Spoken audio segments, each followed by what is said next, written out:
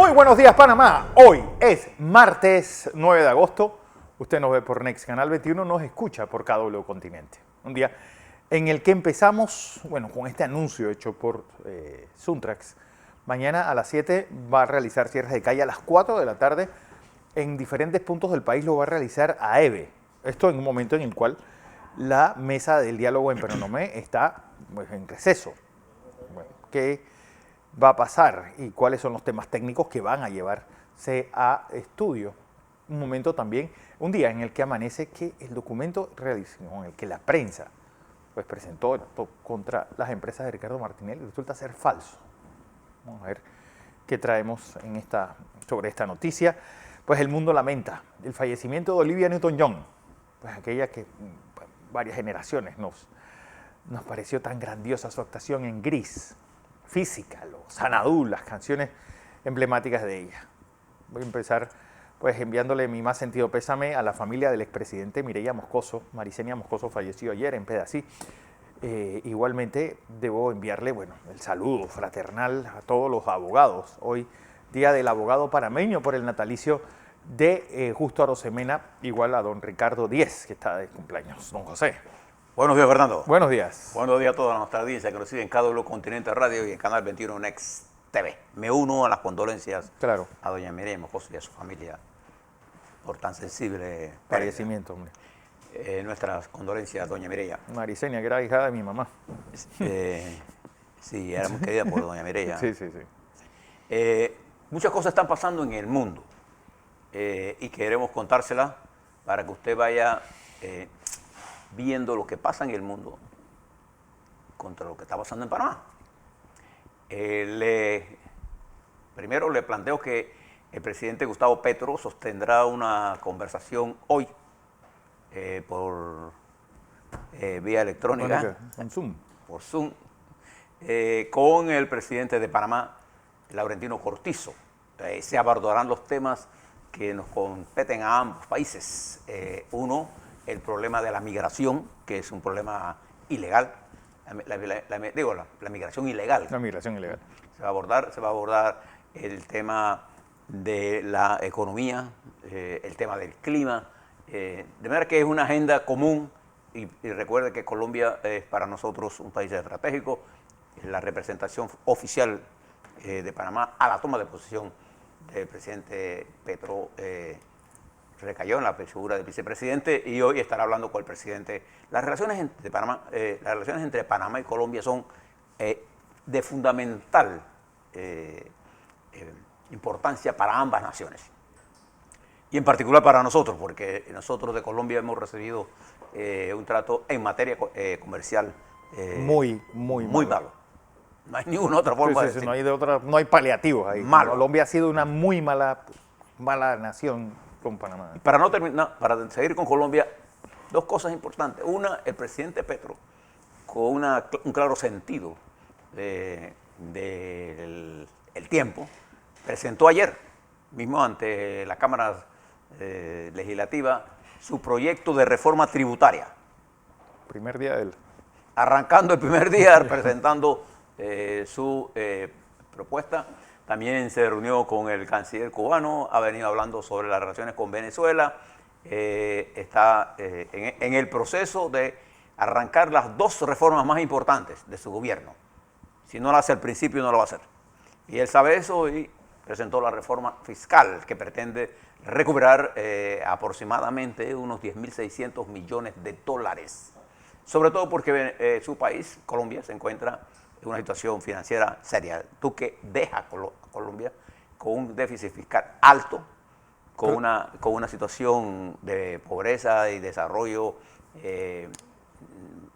un descrecimiento de la economía, ha sido una de las economías más estables. Lo que quiere decir que Duque no aumentó la deuda. Eso ya es bastante resaltable en un momento como este. No aumentó la deuda, pero sí aumentó las diferencias. Las diferencias, sí.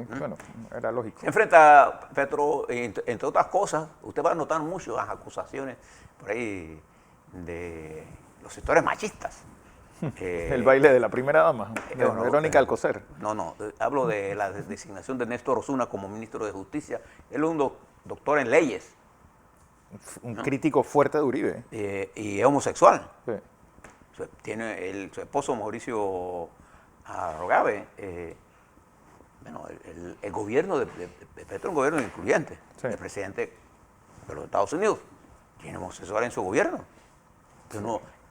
Estas son las cosas que nosotros, si pierdes el tiempo en eso. Sí, te vas por las ramas y no por el tronco. El ministro Osuna tiene las capacidades técnicas, es doctor en Derecho, para ser el ministro de Justicia. Que la condición, sus preferencias sexuales, lo que haga en la cama, eso es problema en de él, ¿no? absoluto definen la vida de nadie. Lo que sí, José, y es algo que ha sonado mucho, ¿realmente ese sable de Bolívar estuvo aquí? ¿Fue el general Torrijos el custodio del sable de Bolívar después que se lo roba el M19? No sé. No. No han dicho el periplo que estuvo y que estuvo aquí en Panamá. Aquí en Panamá se lo dieron al embajador de Cuba. No sé si después de Omar Torrijos, pero antes de Omar Torrijos nunca. Nunca tuvo. No, creo que estamos en manos de Fidel Castro.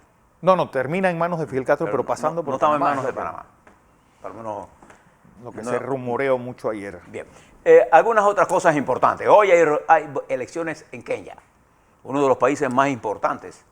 Y se encuentra por África, adivinen quién. El secretario de Estado de los Estados Unidos, Anthony Blinken, se encuentra en Sudáfrica con un discurso para definir, estrechar lazos, pero me gustó el discurso que planteó. África es la única que puede decidir su futuro. Wow. Esto es para contrarrestar la presencia de Sergei Lavrov. ¿Estuvo por ahí? Está en Sudáfrica, está haciendo un recorrido por los países africanos. Hay elecciones en Kenia, le decía. Ahí se va a enfrentar el vicepresidente William Ruto con Raila Odinga, que es el líder de la oposición. Estas elecciones son hoy. Y pasan los tiempos y todavía, es decir, Sudáfrica no da ese paso después de 30 años de presentar un candidato blanco a la presidencia de Sudáfrica. Bien. Bueno, tuvo mucho tiempo los blancos. No, pero digo, yo creo que ya son taras que uno debe superar. Bien. Pero para tener eso tienen que tener mayoría poblacional. Sí, por eso es que yo digo que sigue estando el germen racial. Sudáfrica es esencialmente una nación negra. Entonces, un blanco, 3 millones contra 40, una desproporción así. Y gobernaron los blancos a la fuerza. Pero en la primera elección Mandela se lo llevó. Por los cachos. A pesar de 27 años de cárcel. Bien. Otra cosa que usted debe saber hoy, la situación entre Taiwán y la República Popular China. China sigue prolongando los ejercicios militares. Sin embargo, Taiwán arrancó con ejercicios en una parte de la isla que no choca con el área donde está. Ejercicios militares con municiones vivas. Lo mismo que está haciendo China. China ha venido prolongando día tras día este cerco a Taiwán. La respuesta de Taiwán arrancó ayer maniobras navales con el propósito de demostrar su capacidad para impedir un asalto vía marítima de la isla. Así que la tensión sigue manteniéndose. Sí. Las pretensiones de la República Popular China pareciera ser apoderarse de ese estrecho de comunicación internacional, que es uno de los más importantes del mundo, ese estrecho. El canal que abre entre la República Popular China y Taiwán. Por ahí pasa una gran parte del comercio marítimo mundial. Me parece, le reitero, excesiva la posición agresiva que ha tomado la República Popular China, reconociendo el principio de una sola China, reconociéndolo. Me parece que lo que está logrando China ahora mismo es como aquí en Panamá, pretender mantener cerrada la ciudad en contra de la voluntad de los panameños es un grave error político. Ahora lo vamos a conversar más en detalles, pero la situación sigue hoy, desde que comenzó la semana pasada, y ahora Taiwán moviliza su ejército con municiones vivas. Una respuesta, también escuché al ministro de Defensa y al ministro de Relaciones Exteriores de ambos países diciendo, Taiwán para decir no tenemos miedo a lo que pase, estamos preparados, y China para decir que es inaceptable la presencia de Nancy Pelosi. Creo que le han dado demasiada importancia a esto. Otra cosa importante que usted debe saber es que ayer el FBI de los Estados Unidos, con una orden, entró a la residencia Mar-a-Lago del expresidente Trump, que se encontraba en ese momento en su torre Trump de Nueva York. Un número plural de agentes entró en la búsqueda. ¿Qué buscaban? ¿Qué era lo que hay? Recuerde que en los Estados Unidos el FBI, para entrar en una propiedad privada, necesita de una orden de un fiscal que sea autorizada por un juez. El FBI no entra a ninguna residencia privada si no tiene una autorización. Nada más en la película. Una autorización judicial. Es decir, no es la fiscalía.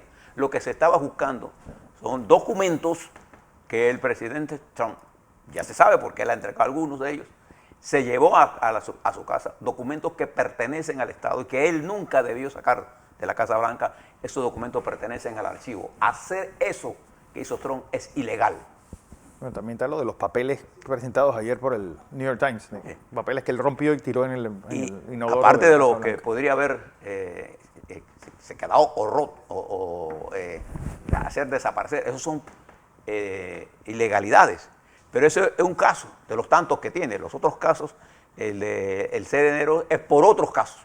Sí. De manera que se le complica la situación. El presidente Trump hizo un anuncio desde Nueva York en la que dijo que era comparó. Tercermundista. Una acción tercermundista. No sé por qué tiene esa obsesión con nosotros. Sí. Primero dijo que era Venezuela. Estados Unidos estaba a punto de ser Venezuela y ahora... Era tercermundista, incluye todo el mundo menos... Entonces esto, pero no dice de que el asalto que él quiso dar a la democracia norteamericana no era tercermundista. Sí. Era un golpe de Estado, que lo dan en cualquier mundo. En cualquier mundo. Entonces, el presidente niega esto y acusa al gobierno de persecución política en este momento. También importante, ayer le conversamos muy rápidamente de la aprobación que el Senado de los Estados Unidos dio a una de las más grandes proyectos de ley, ambicioso proyecto de ley, de una ley que se llama la ley anticorrupción, perdón, antiinflación, que fue aprobada por 51 a 50, votada partidariamente. Los demócratas todos votaron por la ley y los republicanos todos votaron. Como están 50 a 50, decidió Kamala Harris la votación como lo mandata la ley. Y ese proyecto tiene importantes reformas al sistema de salud de los Estados Unidos y es al tema del cambio climático, con multimillonarias inversiones destinadas, entre otras cosas, a la generación de empleo y, entre otras cosas, a garantizarle a los norteamericanos que tengan proyectos individuales para el establecimiento del uso de la energía solar, de los paneles solares, un descuento del 30% y de $7,500 por vehículo eléctrico que compren. De manera que lo que intenta el presidente es utilizar, con la meta de reducir en 40% las emisiones de carbono, generar empleos y mejorar el desarrollo industrial de su país. Y por otro lado, la reforma sanitaria o de salud tiene la intención de que el Medicare pueda negociar directamente con las empresas los precios de una cantidad. Está limitada a 10, 15, 20 por diferentes años y constituye un elemento importante, prorroga el programa Obamacare, es decir, aquel financiamiento de los seguros de los médicos. Seguros médicos. También ayer tuve la oportunidad, Fernando, de ver por televisión cubana el incendio de Matanza. El voraz incendio de Matanza, que se encuentra fuera de control. Cuba no tiene los recursos, está ayudando en este momento. México, Venezuela y otros países han ofrecido ayuda. Es terrible lo que está pasando en Cuba. En Cuba.